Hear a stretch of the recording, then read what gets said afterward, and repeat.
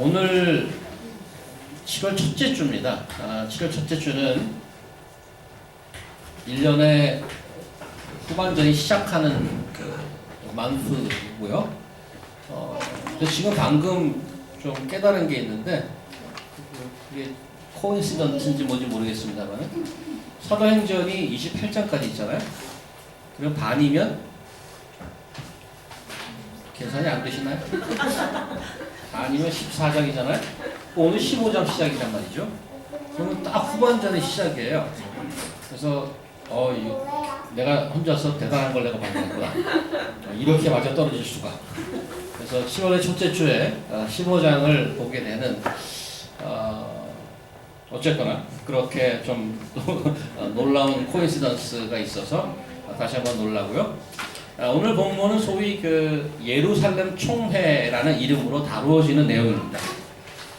이슈가 무엇인가 하면 앞 5절에 전부 나와 있습니다. 1절 보시면 너희가 모세의 법대로 할례를 받지 아니하면 능히 구원을 받지 못한다.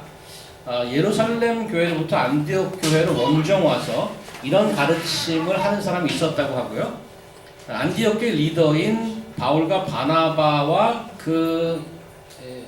예루살렘 교회에서 온 그런 가르침을 하는 자들 사이에 2절 보면 적지 아니한 다툼과 변론이 일어났다고 되어 있습니다. 문제를 해결하기 위해서 안디옥 교회에서 예루살렘으로 대표단을 파견하기로 했고 그 이슈를 가지고 예루살렘 교회에 갔더니 예루살렘 교회에서도 별반 다르지 않는 반응이 나왔습니다. 5절 보시면 바리새파 중에 어떤 믿는 사람이 일어나 말하되 이방인에게 할례를 행하고 모세 율법을 지키라 명하는 것이 마땅하다. 그리고 7절에 보니까 많은 변론이 있었다. 거기서도 치열한 토론이 있었다고 기록하고 있습니다. 그리고 나서 결론이 나오는데 3가지로 나오는데 첫 번째가 베드로 7절 이후에 베드로가 하는 결론이 나오고 두 번째는 야고보의 추가 발언이 나오죠. 13절 이후에 그 다음에 그로 나서 마지막으로 편지 내용이 나옵니다. 편지를 써서 붙이지 않습니까? 23절 이후에 편지 내용이 나옵니다. 약간씩 그 내용이 다르게 보입니다만 본문 오늘 11절이 오늘 이슈를 해결하는 모든 결론의 서머리라고 보입니다. 11절 제가 있습니다. 11절 같이 읽을까요? 시작. 그러나 우리는 그들이 우리와 동일하게 주 예수의 은혜로 구원받는 줄을 믿노라 하니라. 유대교 모세율법에서 얘기하는 할례를 받는 것이 구원의 조건이 아니고 예수를 믿는 것이 구원받는 것의 조건이라고 얘기합니다. 그래서 그 내용 자체는 문법적이고 그런 내용 자체는 어려울 것은 없습니다만은 문제는 모세의 율법이라든가 할례라든가 이런 것들이 21세기에 산 저희랑 좀 멀어 보인다는 거죠. 상당히 거리감이 있습니다. 그래서 오늘 이슈가 담고 있는 의미와 임플리케이션을 아는 것이 중요합니다. 그 자체는 우리 지금 할례에 대해서는 who cares? 모세 율법 who cares? 21세기인데. 그래서 그런 옛날 얘기를 하고 이거는 you don't care about this word 이렇게 얘기하지 않고 거기에 담겨 있는 원리와 의미가 있는 그걸 좀 찾아가 보자는 거죠. 사람은 나름대로 다 자라온 배경과 여러 가지 환경에 의해서 선입견 같은 것을 갖고 있습니다. 그래서 사람이 100% 중립적인 사람 하나도 없습니다. 저도 제 안에 있는 선입견을 좀 없애려고 보통 신문 같은 걸 좀 보려면 보통 극우라고 하는 신문도 보고 극좌라고 하는 신문을 양쪽을 다 보려고 노력하는 편입니다. 민감한 정치적인 사안의 신문 기사를 읽고 나면 또 댓글을 또 보게 되지 않습니까? 근데 가끔씩 이런 댓글을 만나게 됩니다. 한마디 딱 쓰죠. 뭐라고 쓰냐면 길게도 썼네. 이렇게. 요 짧은 댓글 한마디에 상당한 감정이 섞여 있습니다. 무슨 말인가 하면 내가 보기엔 내용이 간단한 얘기인데 주절주절 길게도 썼다. 약간 짜증 섞이는 그런 얘기죠. 그 한글이. 오늘 본문을 읽으면서 하나님의 말씀이니까 짜증은 낼 수 없죠. 물론. 그런데 어떤 느낌이 들었냐면 제가 처음 읽는데 좀 길게 썼다 이런 생각이 들었습니다. 이방인으로 구성된 안디옥 교회에 유대 교회가 요구하는 할례 문제가 다소 첨예하게 대두되었지만 사도들의 의논 끝에 잘 해결되었다가 써머리입니다. 그죠? 제가 한 2줄 정도 썼는데 그 정도면 간단하게 이제 얘기할 수 있는 건데 좀 장황하게 썼다는 느낌이 든단 말이죠. 종종 언급하는 말씀이지만은 저자 누가는 직업이 의사면서 역사가입니다. 누가복음이나 사도행전을 집필할 때 모든 자료를 모아서 살피고 꼼꼼하게 선별해서 기록했습니다. 그러한 저자의 성향을 감안하고 오늘 본문을 본다면 오히려 역으로 이 정도 길게 쓸 때는 분명한 이유가 있을 것 같다. 이런 짐작이 좀 듭니다. 그래서 오늘 저희도 하나님의 말씀이 우리에게 주고자 하는 사도행전 15장을 통해서 주고자 하는 메시지와 의미와 적용을 좀 함께 좀 찾아가 봐야 되지 않겠나 이런 생각이 들었습니다. 그래서 먼저 이슈를 다시 한번 보면 유대인 크리스찬 중에 이방인 크리스찬들도 자기들처럼 할례를 받아야 한다라는 주장이 이제 있습니다. 이게 이제 한두 사람 얘기하는 캐주얼한 얘기가 아니고 처음 안디옥에서 시작되었고 그것을 들고 예루살렘에 갔더니 똑같은 이슈가 문제가 되고 있습니다. 우리 21세기 우리에는 별로 관심이 없지만은 오늘 본문의 분위기를 보면 매우 심각하다는 것을 알 수 있고 아까도 얘기했지만은 적지 않은 변론, 아주 많은 변론이 있다고 되어 있습니다. 이런 변론의 기간이 어느 정도 오래되었는가는 정확히 기록하고 있지 않습니다.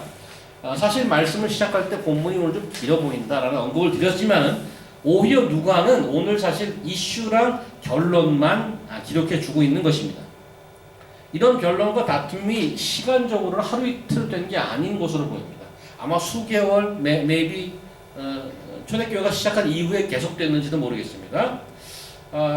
사실 이러한 그 할례 문제의 조짐이 사도행전에 이미 보였는데 지금 11장 1, 2절이 여기 나오죠. 여기 보시면 유대에 있는 이게 지금 무슨 것인가 하면 베드로가 고넬료에게 복음을 전하고 나서 예루살렘으로 돌아오고 나서 이런 기록이 있습니다. 유대에 있는 사도들과 형제들이 이방인들도 하나님의 말씀을 받았다는 들었더니 베드로가 예루살렘에 올라갔을 때 할례자들이 혼란한 이유가 뭔가 하면 무할례자의 집에 들어가서 복음도 전하고 밥도 같이 먹고 이랬다는 거예요. 거기서 비난을 받았습니다. 베드로가. 이 문제는 당시 예루살렘 교회 유대인 크리스찬에게는 결코 가벼운 사안이 아니라는 거죠. 매우 심각해서 싸움으로 번지고 안디옥 교회 자체적으로 해결할 수 없을 정도로 그 지경까지 간 겁니다. 그래서 그 안건을 예루살렘 교회에 보내서 공식적으로 결정을 내려주십시오. 이렇게 한 거죠. 자, 이런 문제에 대해서 먼저 베드로가 내리는 결론을 한번 보도록 하겠습니다. 7절에서 11절 사이인데요. 세 가지를 요약할 수 있습니다. 눈으로 한번 쑥 보십시오. 7절과 11절 사이인데 서머리 하면 하나님이 나를 택해서 이방인들에게 보냈고 실제로 우리가 받았던 그 성령이 그들에게도 내리더라. 이방인이라고 아무 차별이 없더라. 이게 첫 번째 얘기고 이 고넬료 집에서 아까 얘기했던 고넬료 집에서 복음을 전할 때 이루어졌던 그 경험을 같이 얘기한 것을 보이는데 여기 10장 보시면 이런 경험을 했죠. 베드로가 이 말을 할 때 성령이 말씀 듣는 모든 사람에게 내려오시니 이것이 고넬료 집에서 벌어진 일입니다. 베드로와 함께 온 할례 받은 신자들이 여기 할례파들이 왔어요. 할례파들이 지금 왔는데 이방인들에게도 성령 부어주심이 인한 논란이 그거를 목격한 사람이 있어요. 아니 우리만 받는 줄 알았는데 얘네들도 받네? 이런 거죠. 46절 이는 바울을 말하며 하나님 높임을 드리리라. 이에 베드로가 하는데 이 사람들이 우리와 같이 성령을 받았으니 누가 능히 물로 세례줌을 금하리요 하고 명하여 예수 그리스도의 이름으로 세례를 주려 하니라. 저희가 베드로에게 수일도 유황이를 청하니라. 이런 경험을 했고 그걸 본 사람도 있는데 still 그럼에도 불구하고 할례 문제는 여전히 그 교회 안에 있더라 이거죠. 그 다음에 베드로의 두 번째 결론은 당신들이 주장하는 모세율법이나 할례를 받으라는 것은 하나님을 시험하는 노릇이야. 이렇게 지적합니다. 베드로도 과거에는 그런 유대인과 별반 다르지 않는 그 경험이 있었죠. 그런 오피니언을 갖고 있었죠. 고넬료 집에 가기 전에 하늘에서 그 더러운 짐승이 내려왔던 그 환상 그 기억하십니까? 3번 그랬어요. 3번. 이거 환상이 나가고 예수님께서 동물을 쭉 내려주고 야 이거 먹어라 잡아 먹어라 그러니까 저 유대인이에요. 평생 이러고 손 한 번 안 댔어요. 못 먹어요. 똑같이 2번, 3번 그래갖고 깨났단 말이죠. 도대체 이런 일이 왜 있을까?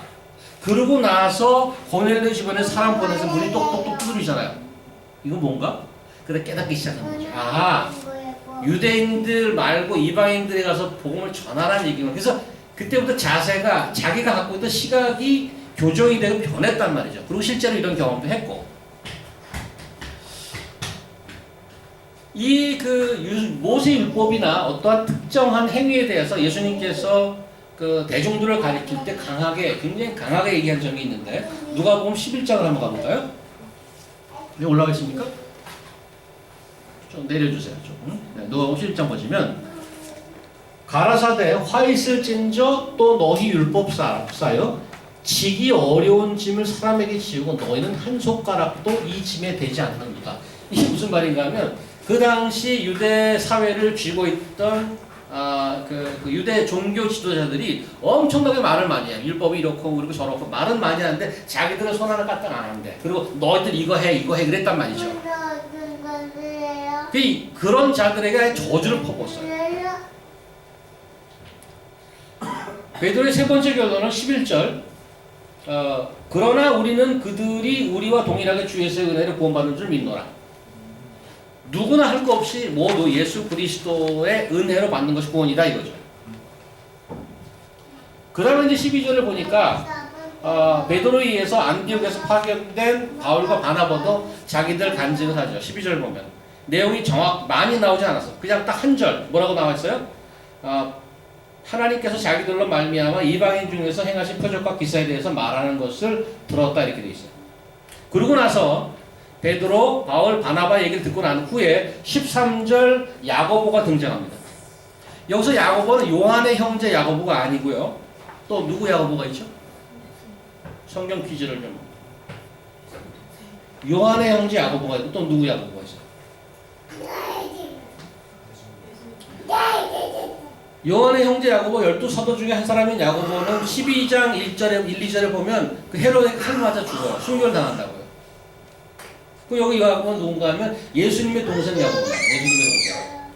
예수님의 동생은 처음에는 자기 형을 비난했어요. 좀 약간 이게 된 거 아니야? 이렇게 생각했어요. 나중에 부활하고 나서 동생이 형을 이제 믿고 메시아를 믿고 따르게 돼 있죠. 그러고 나서 예루살렘 교회 리더가 됐습니다. 그 야고보가 얘기합니다. 그 야고보입니다. 그 야고보의 발언을 보면 13절 이후에 야고보의 발언도 3가지로 정리해 볼 수 있는데 첫 번째는 베드로, 바울, 바나바가 했던 경험이 하나님의 말씀과 일치한다 하는 겁니다. 15절 보세요. 14절 하나님이 처음으로 이방인 중에 자기 이름을 취할 백성을 취하려고 그들을 돌보신 것을 시므온이 여기 시므온은 베드로의 주이시 네임입니다. 특별히 여기 그가 주이심을 강조하고 있어요. He is Jewish, but what is said is exactly accord with what the Old Testament said. 선지자의 말씀과 일치했다고 되어 있습니다. 두 번째, 그러니까 이방 형제들에게 부담을 주지 마라. 세 번째, 우리의 결정을 적어서 편지로 보내주자. 이렇게 3가지가 사도 야고보의 결론인데, 요거 좀 설명을 드리면, 우리가 살아가면서 경험이 얼마나 중요한지 모릅니다. 직업을, 여러분들 제일 어려울 때가, 대학 졸업하고 나서 직업을 고를 때인데, 왜 그러냐면, 바로 대학을 졸업했는데 꼭 직장에서는 경험자를 원한단 말이죠. 그 어디 가서 경험을 해? 지금 공부하다 나왔는데. 거기 이렇게 있어요. 대졸 신입사원 모집 이렇게 해놓고 경험자 우대 이렇게 나온단 말이죠. 아니 어디 가서 경험을 하냐고 공부하다 나왔는데. 닭이 먼저냐 달걀이 먼저는 고민하게 되죠. 제가 이제 현재 일하는 곳이 ICN이라는 회사인데 그 회사가 대학생들 인턴십을 연결해주는 에이전트입니다. 이런 그 문제를 해결하는 거죠.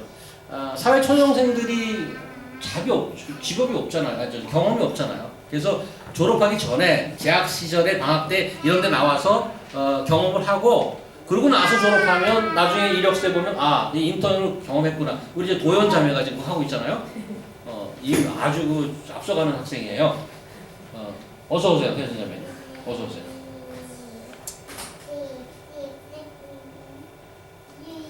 여기 뒷자리 자리 마련해놨어.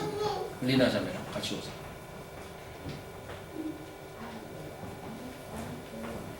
초년생들이 사회초년생들이 직업에 대한 경험이 있을 리 만무한데 세상은 얼마나 냉철해요. 무조건 경험적으로 합니다. 근데 일반적인 잡을 구하는 것 말고 일반적인 삶에 있어서도 경험이 있어야 해결되는 문제가 얼마나 많은지 모릅니다. 저희 아버님이 좀 어려서 돌아가셔서 제가 어머님이 일을 다니셨어요. 제가 혼자서 어머님 퇴근하기 전에 배가 고픈데 뭐 어머니 없으니까 내가 혼자서 뭘 좀 차려 먹고 뭐 그런 기억이 있어요. 근데 제 기억에 중학교 1학년 때 그 라면을 처음 끓여봤어요. 중학교 1학년 때 실제로 불을 여기다 해갖고 그때 당시에 석유골로였는데 이렇게 이게 심지를 올려서 그런 거 여러분 봤나 모르겠네. 심지를 올려서 불을 이렇게 붙여야 이렇게 쫙 타오르는 거 있어요. 처음에 석유 냄새 되게 나죠. 약간 이렇게 내려줘야. 근데 그것까지는 잘 했어요. 물을 올리고 라면을 뜯어서 찬물과 같이 넣은 거예요. 거기에. 맛이 좀 이상해. 평소에 먹던 맛이 아니야. 이상해. 물이 끓고 나서 라면을 넣는 것을 한 번도 안 해본 거예요. 경험이 없어서. 그런 작은 거 하나도 경험을 해야 얼마나 그런 경험이 얼마나 중요한지. 신앙에 있어서 경험 얼마나 중요합니까? 말할 것도 없습니다. 그래서 우리는 어떤 분들이 신앙에서 깊은 경험을 했던 것을 듣고 굉장히 감동을 받고 나도 저런 경험을 해봤으면 좋겠다 뭐 이렇지 않습니까? 그래서 그런 경험을 하신 분들은 그 경험이 자기의 신앙의 재산입니다. 재산. 가슴에 품고 늘 살아가죠. 약간 그런 좀 심하면 그런 경험이 없는 분들을 이렇게 약간 좀 하수로 보는 그런 경향도 있습니다. 심지어는 그거 가르치려고 그러죠. 이런 경험이 좀 있어야 가르치려고 하는 분들도 있습니다. 오늘 야고보의 발언 중에 신앙의 경험에 대해서 매우 귀중한 성경의 가르침을 담고 있습니다. 12절 다시 보시면 바나바와 바울이 하나님께서 자기들로 말미암아 이방인 중에 행하신 표적과 기사에 관해서 말할 때의 분위기를 거기 보여주고 있는데 12절 처음에 원문이가 어떻게 하고 있다고요? 가만히 있더라. 가만히. 이 사람들 어떤 사람들이야? 너희도 할례를 받아야 된다고 길길이 뛰는 사람이야. 근데 경험했다는데 뭐라고 그럴까? 할 말이 없어요. 아니 이방인들이 성령 확 받고 쓰러졌다는데 어쩔 것이야. 그러니까 말을 못해요. 그 정도로 경험이 대단하단 말이죠. 야고보는 베드로와 바울, 바나바의 이야기에 감동했는지 기록은 없습니다만은 자신의 이야기를 14절 이렇게 시작하죠. 쭉 얘기하다가 선지자들의 말씀이 이와 일치하도다. 야고보의 포인트를 잘 보셔야 됩니다. 믿음 생활에 있어서 우리의 경험은 매우 귀중합니다. 경험이 없는 믿음 생활은 가짜라고도 얘기할 수 있어요. 어떻게 살아계신 하나님을 믿는데 아무 경험이 없어요. 논리적으로 맞지도 않습니다. 경험 따로 믿음 따로. 그런데 문제는 모든 경험이 다 유익한 게 아니란 말이죠. 비성경적이고 피해야 할 경험도 있다는 겁니다. 골로새서 2장 가보세요. 거기 경험 있는 시도들이 많았어요. 이런 편지 씁니다. 이 사도 바울이 골로새서 이런 편지를 썼어요. 그러므로 먹고 마시는 것과 절기나 월삭이나 안식일을 인하여 누구든지 너희를 폼론하게 못하게 하라. 폼론을 비난하는 건데 요 골로새서 교회는 할례 문제랑 약간 다른데 원리는 같습니다. 어떤 다른 것 같고 이렇게 좀 경험을 하게 합니다. 장래일은 그림자이나 몸은 그리스도의 것이니라. 18절 누구든지 일부러 겸손함과 천사 숭배함을 인하여 너희 상을 빼앗지 못하게 하라. 그가 그 본 것을 뭔가 봤어. 경험이 있습니다. 아주 신비한 경험이 있어요. 그가 그 본 것을 의지하여 그 육체의 마음을 쫓아 헛되이 과장하고 머리를 붙들지 아니하는지라. 온몸이 머리로 말미암아 마디와 힘줄로 공급함을 얻고 연합하여 하나님이 자라게 하심으로 잘한 일이야. 너희가 세상의 초등학문에서 그리스도와 함께 죽었고 어찌하여 세상에 사는 것과 같이 의문에 순종하는 21절 곧 붙잡지도 말고 맛보지도 말고 만지도 말라 하는 것이니 이 모든 것이 쓰는 대로 부패에 돌아가리라. 사람의 명과 가르침을 쫓느냐? 이런 것들은 자의적 숭배와 겸손과 몸을 괴롭게 하는 데는 지혜 있는 모양이나 오직 육체 쫓는 것을 금하는 데는 유익이 조금 더 없느니라. 조금 길어서 제가 설명을 좀 드릴게요. 경험이라고 해서 다 유익하고 성경적인 게 아니라는 건 지적하고 있는데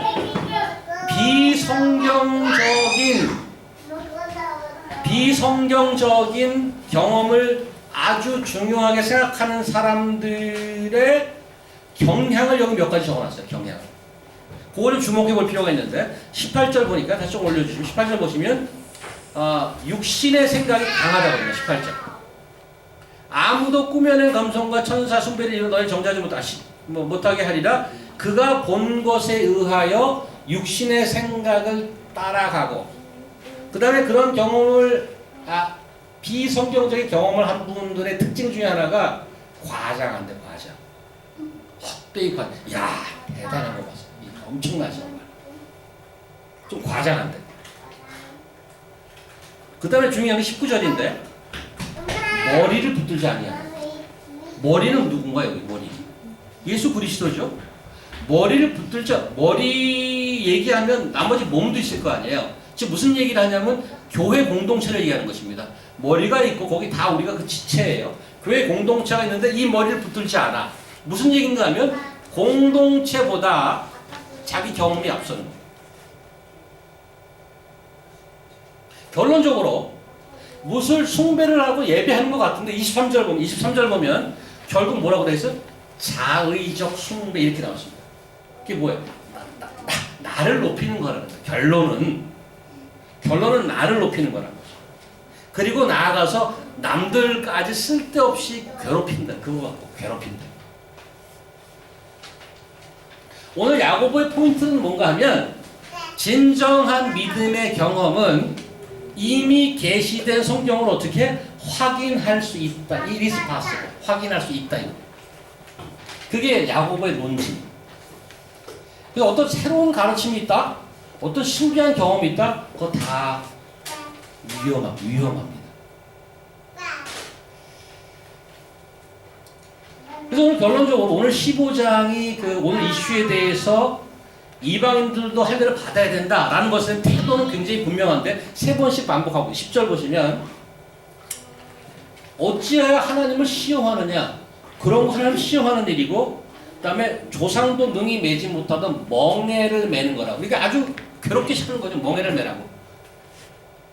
여태까지 한 번도 그 멍에를 제대로 맨 적이 없대. 조상들도 못 맨 그거를 지금 새로운 예수 그리스도의 도를 믿는 자들에게 거기다 또 씌우려고 하느냐. 19절.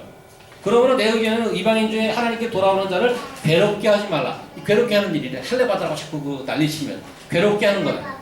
24절. 들은즉 우리 가운데 어떤 사람이 우리 지시도 없이 나가서 말로 너희를 어떻게 괴롭게 하고 마음을 혼란하게 했다.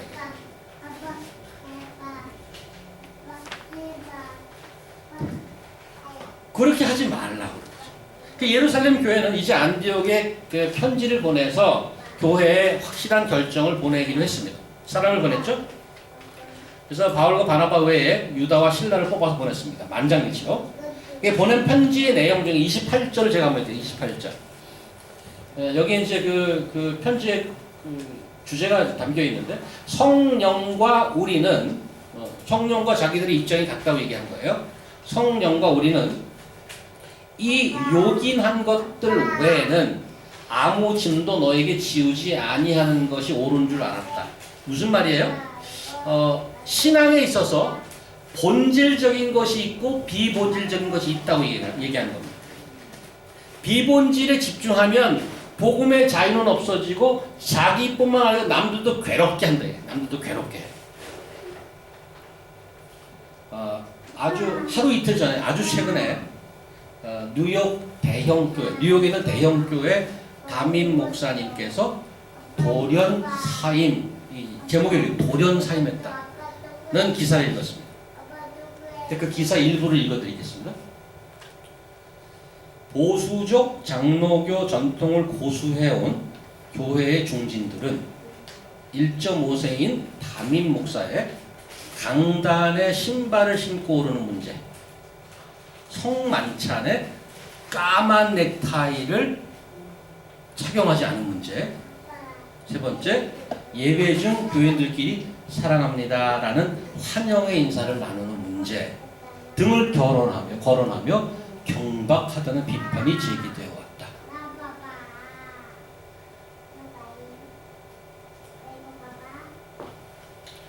하나님이 저를 그런 교회 안 보내신 이유가 있는 것 같아요. 경박하다마다 날아다닐 것 같아요. 깃털같이. 제가 가면 홀홀 날아다니고. 저는 그 목사님 개인이나 그 교회 사정을 전혀 알 수 없습니다만은 안타까운 것은 목회자가 사임해야 되는 이슈로 이런 것이 등장하더라. 이런 것이. 오늘 사도행전 말씀에서 여러분과 제가 생각해 봐야 될 적용점이라고 그럴까요? 바로 이겁니다. 내가 개인적으로 자신이 중요하다고 생각하는 것이 정말 성경에서 목숨 거는 것인가? 이런 거죠. 아니면 별로 사실 비본질적으로 쓸데없는 건데 나만 신경 쓰고 있는 건지, 그리고 남들까지 그걸로 잣대로 재고 괴롭게 하는 건지.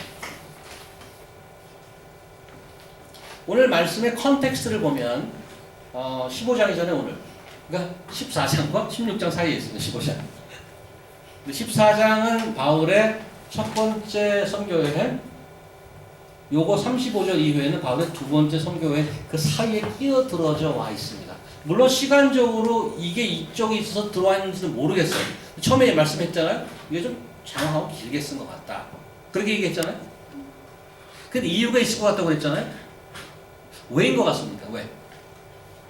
지금 이 시점에서 기독교가 온 예루살렘과 온 유다와 사마리아와 땅끝까지 가려고 하는 그 시점에서 기독교가 사람이 만든 종교로 전락하겠는가? 정말로 사람을 살려내는 복음의 진리가 되겠는가의 갈림길이었던 거죠.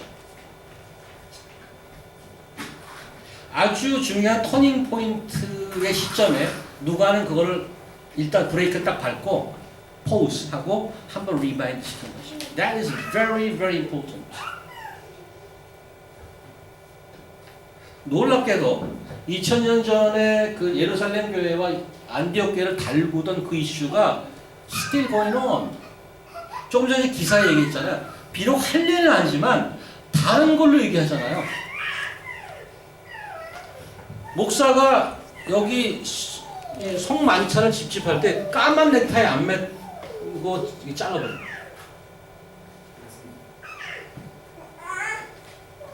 It is still happening. 그 우리가 야 그런 교회도 있어? 그런데 개인도 그런 성향이 있단 말이죠. 내 자신이 누구를 바라보는 잣대가 있단 말이죠. 근데 그 잣대가 정말 이 사람이 복음이 없어서 복음이 있어야지 살아 이런 건지, 아니면 저런 식으로 믿어? 본질적이지 않은 것인지.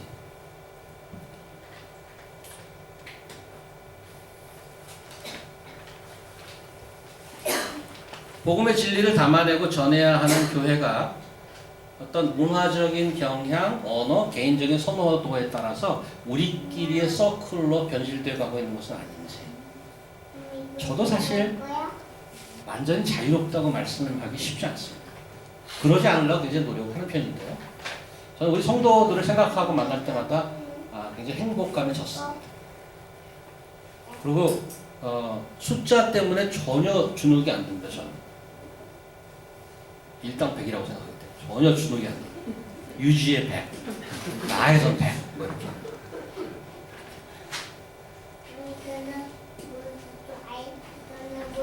30명은 3,000 정도 되는 대형 교회. 근데 내가 정말 왜 행복할까? 근데 문득문득 우리 성도들 안에 살아 움직이는 복음 말고 다른 요소들을 가지고 내가 섬기는 교회를 explain 하려는 경향이 가끔씩 있는 스스로를 발견하면서 제가 깜짝 놀라요. 나도 이런 거 갖고 우리 교회를 레프레젠트하고 있나? 영원히 가치 있고 끊임없이 영원한 생명을 준다는 복음을 전하면서 한편으로는 그거 말고 다, 야 우리 교회 이렇고 이래, 야 이렇게 이래. 근데 그 내용을 보면 본질적이지 않은 것 같고 얘기하고 있어요 스스로.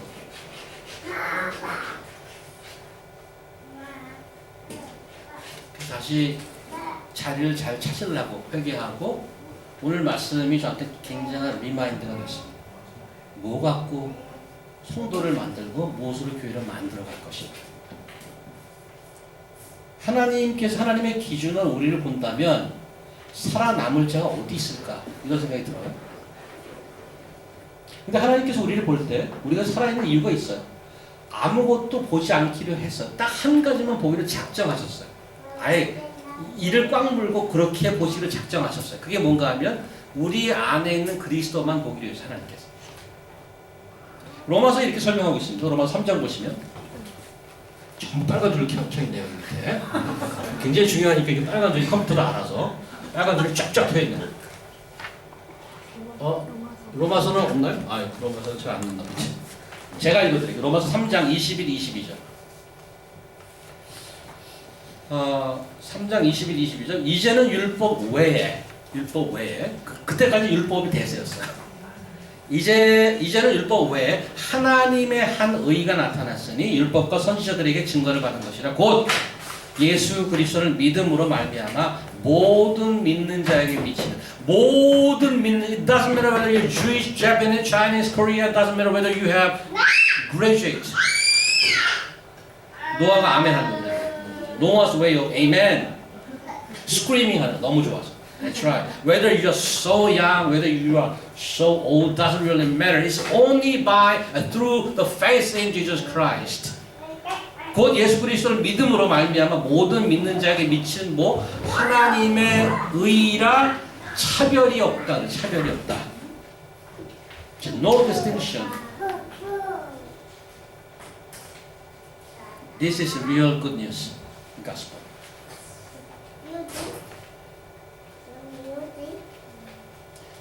하나님께서 우리의 다른 걸 본다면 바로 죽습니다. 바로 죽습니다. 우리 안에 그나마 조금 겨자씨만한 믿음이라도 있는 예수 그리스도의 의의를 보고 자녀로 받아주셨어요. 지금도 넘어지죠.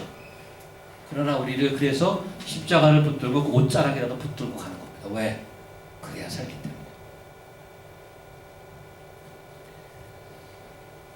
이 문제가 사실은 지금 우리가 이게 드러내서 해서 그렇지 사실은 지금도 얼마나 심각하게 우리 교회 안에 있는지 모릅니다. 그게 뭐냐면 본질에 대한 싸움이죠. 뭐가 본질인가? 거기에 대한 싸움이죠. 거기서 지니까 교회에 힘이 없어. 힘이 하나도 없어. 근데 이 이슈가 그 2000년 전부터 법의 시작부터 그런 게 있었어요. 사단이 우리를 뿔 달고 나타나지 않아요. 살짝 본질을 빠지게 한단 말이죠. 그러면 바로 무너지는 거예요. 본질을 빠지게. 지금은 싸움이 교회 안에서 있는 거예요. 교회 안에서. 몇 절 보시겠어요? 어디죠?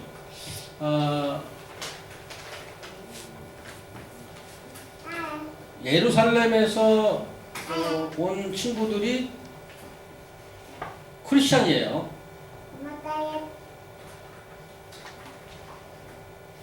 시절 못해요. 그리스도를 믿는 예루살렘 교인들이라면 그 안에 싸움을 하는 거예요. 근데 요 이슈 하나 가지고 전 편지를 썼던 적이 있습니다. 그 사도 바울이 갈라디아 교회에 이 문제 하나 갖고 아예 그냥 편지 다 썼어요. 6장까지. 그 중에 이제 마지막 결론 부분을 읽고 정리하려고 합니다. 무릇 육체의 모양을 내려 하는 자들이 억지로 너희로 할례 받게 함은 저희가 그리스도 십자가를 인하여 핍박을 면하라 할 뿐 아니라. 이렇게 얘기하죠. 너희들 예수 그리스도를 따라가려면 자기 십자가를 지고 나를 따라. 근데 그거 별로 안 좋아해. 이거 치우고 할례만 받아. 그럼 오케이. 정말 그리스도가 우리가 원하는 의미 있는 고난은 다 피해버리고, 할례 받으면 오케이. 그런 얘기입니다. 그 다음에 13절. 할례 받은 저희라도 스스로 율법은 지키지 않으려고 너희로 할례 받게 하려는 것은 너희의 육체로 자랑하게. 야, 내가 재전도해서 똑같은 얘기. 나 재전도했어. 이거죠. 야, 내가 제 할례 했어. 할례 받게 했어. 그러나 내게는 우리 주 예수 그리스도 십자가 외에는 결코 자랑할 것이 없으니 그리스도로 말미암아 세상이 나를 대하여 십자가에 못 박히고 내가 또한 세상을 대하여 그러하냐. 세상에 대해서 내가 태도는 별로 바랄 게 별로 없어. 세상은 그냥 십자가에 못 박힌 거 이외에는 세상에 뭘 바라냐 이거예요. 죄인이 산 거 이외에 뭘 한 게 있어 이거죠. 15절. 할례나 무할례 doesn't really matter. irrelevant. What matters is 오직 새로 지으심을 받은 자뿐이로다. 그리스도 안에서 복음으로 회심하고 새 창조물로 거듭나고 그의 자녀된 사실 이외에 뭐 다른 것 같고 왈가왈부 하지 말아야죠.